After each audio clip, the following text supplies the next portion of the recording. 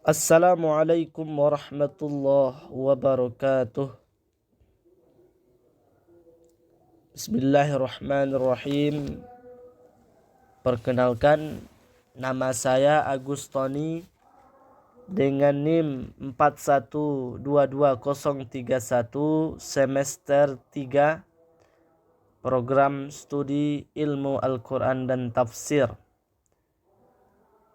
Tujuan dari pembuatan video saya pada kali ini adalah untuk menjawab soal-soal UAS mata kuliah Usulut Tafsir wa Qawaiduhu dengan dosen pengampu Ibu Afdillah Nisa LCMA.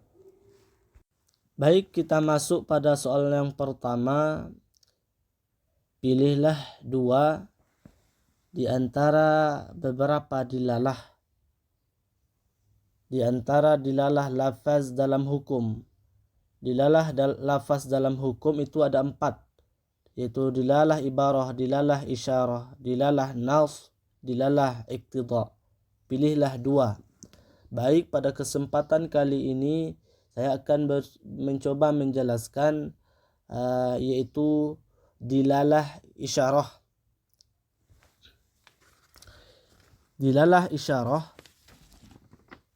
adalah lafaz yang diungkapkan memberi arti kepada sesuatu maksud, namun tidak menurut apa yang secara jelas disebutkan dalam lafaz itu. Lafaz itu menunjukkan kepada suatu arti tertentu, tetapi arti tersebut bukan merupakan maksud semula dari lafaz itu. Terkadang satu lafaz memberi isyarat kepada lebih dari satu maksud di luar apa yang ditunjukkan menurut ibarahnya.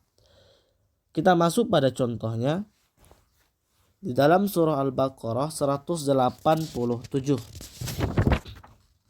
Dihalalkan bagimu pada malam hari Ramadan bercampur dengan istrimu.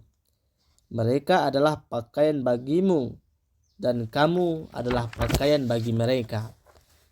Allah mengetahui bahwa kamu tidak dapat menahan dirimu sendiri, tetapi Dia menerima tobatmu dan memaafkan kamu.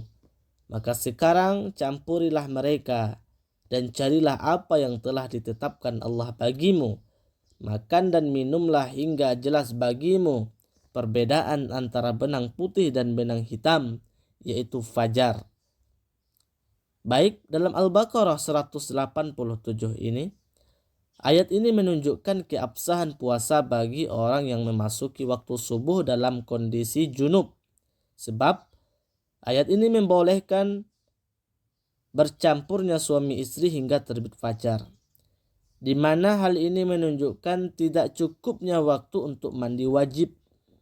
Konsekuensinya adalah memasuki waktu subuh dalam kondisi junub dan membolehkan penyebabnya. Dengan demikian, boleh melakukan hubungan bercampur suami istri hingga bagian akhir dari malam, hingga tidak menyisakan cukup waktu untuk mandi wajib sebelum fajar. Berarti diperbolehkan memasuki waktu subuh dalam kondisi junub. Baik, dilalah selanjutnya yaitu dilalah iqtida, yaitu makna yang harus dihadirkan dari luar nas demi kesempurnaan pemaknaan nas itu sendiri. Kita beranjak dari contoh surah Al-Baqarah 184. Maka barang siapa di antara kamu sakit atau dalam perjalanan lalu tidak berpuasa, maka wajib mengganti sebanyak hari yang tidak ia berpuasa itu pada hari-hari yang lain. Maksudnya, si musafir berbuka, maka ia wajib menggantinya sebanyak hari yang ia tidak berpuasa pada hari-hari lain. Karena mengqadha puasa bagi musafir hanya wajib manakala ia berbuka di tengah perjalanan. Adapun jika ia tetap berpuasa, tentu ia tidak wajib mengqadha puasa. Selanjutnya, kita masuk pada soal yang kedua. Berikan satu contoh ayat, kemudian jelaskan tentang sigat am atau sigat khasnya yang terdapat pada ayat tersebut.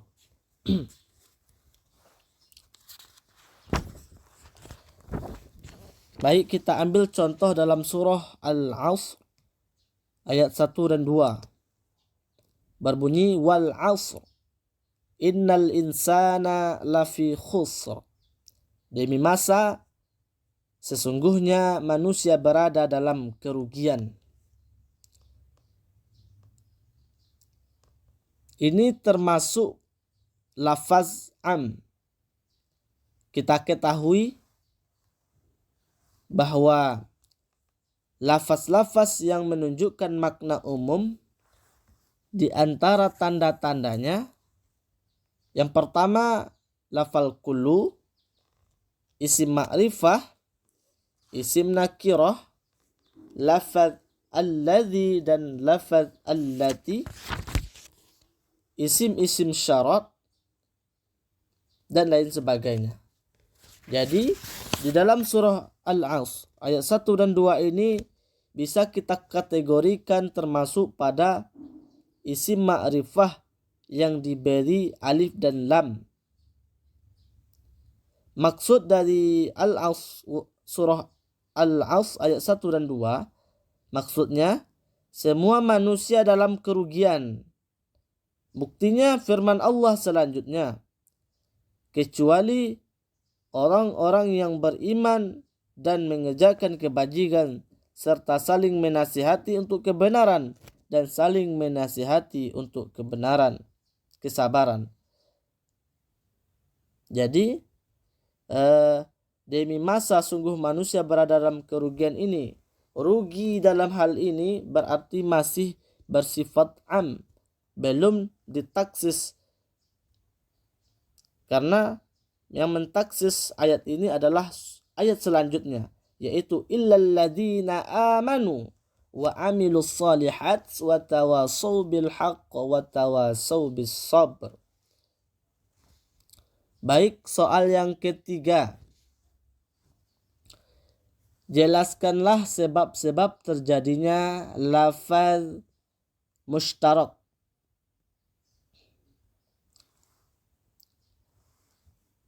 Kita mengambil pendapat dari Mustafa Muhammad.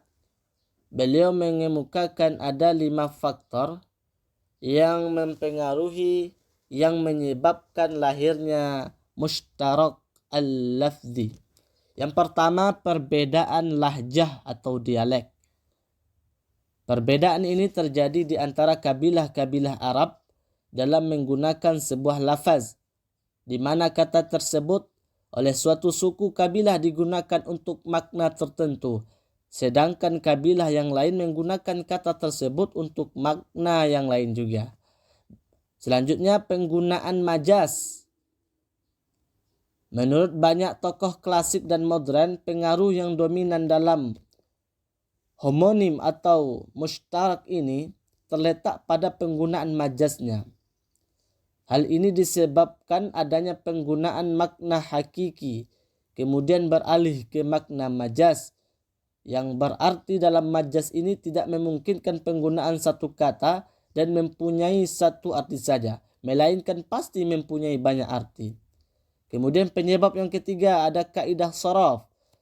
Perkembangan kata mushtarak atau homonim dari kata sisi kaidah sharaf itu menghasilkan perbedaan maksud dalam satu kata, menghasilkan persamaan ucapan pada isim dan fi'il, menghasilkan persamaan dalam bentuk jamak, masdar, dan sebagainya. Kemudian yang keempat, bercampurnya lafaz, maksudnya bercampurnya bahasa lain. Maksudnya yaitu mengambil bahasa asli dari bahasa lain, melihat kesesuaian bentuk kata dan pengucapan. Yang kelima, perkembangan bahasa. Para tokoh klasik dalam hal ini mengungkapkan kata mushtarak itu dihasilkan dari adanya perubahan bahasa itu sendiri. Karena terjadi perubahan fonologi dan semantik, perubahan fonologi terjadi karena adanya kemiripan dengan kata lain yang memiliki perbedaan arti, sehingga dirubah untuk menghasilkan satu kata yang mempunyai dua arti atau lebih. Kemudian sebab, ini yang terakhir. Itulah diantara 5 sebab terjadinya lafaz mushtarak. Kita beralih pada soal selanjutnya. Baik, kita masuk pada soal selanjutnya, yaitu menjelaskan 2 kaidah di antara 4 yang telah dipaparkan di soal. Saya akan mengambil kaidah yaitu kullu am yabqa ala umumihi hatta ya'ti ma yukhassisuhu.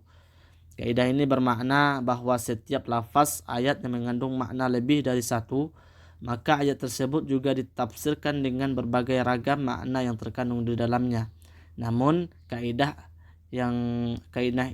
ini tidak berlaku apabila terdapat dalil yang mengkhususkan pada salah satu makna yang terkandung dalam ayat tersebut. Syekh Fahad Al-Rumi mencontohkan implementasi kaidah ini dalam memahami yaitu Quran surah Al-Quraisy ayat 4. Alladzi at'amahum min ju' wa amanahum min khauf. Maksudnya pemberi rasa aman dalam ayat tersebut bersifat umum, yaitu bisa bermakna rasa aman dari musuh atau dari penyakit kusta atau lepra, sehingga ayat tersebut tidak bisa dimaknai hanya sebagai bentuk pengamanan dari musuh atau sebaliknya, tetapi harus dibiarkan bermakna umum sebagaimana asal keumuman ayat tersebut. Yaitu kita masuk kepada selanjutnya, al-ibarah bi umum al-lafzi la bi khusus al-sabab. Makna kaidah ini adalah yang dijadikan dasar pemahaman ayat adalah keumuman lafaz, bukan kekhususan sebab turunnya ayat tersebut. Kita masuk pada contohnya, yaitu surah Al-Baqarah ayat 204. Wa minan nasi may yu'jibuka qawluhu fil hayatid dunya wa yushhidullah ala ma fi qalbi wa huwa aladul khisam. Diriwayatkan oleh At-Tabari dalam tafsirnya bahwasanya Ka'ab Al-Qurdi berkata, sesungguhnya ayat ini turun berkenaan dengan seorang laki-laki, tetapi kemudian berlaku umum. Seorang laki-laki yang dimaksud dalam ayat tersebut adalah Al-Akhnas ibnu Syuraik. Namun karena lafaz bersifat umum, maka diberlakukan untuk semua orang selain Al-Akhnas. Demikianlah apa yang bisa saya sampaikan. Apabila ada salah, mohon kritik di kolom komentar.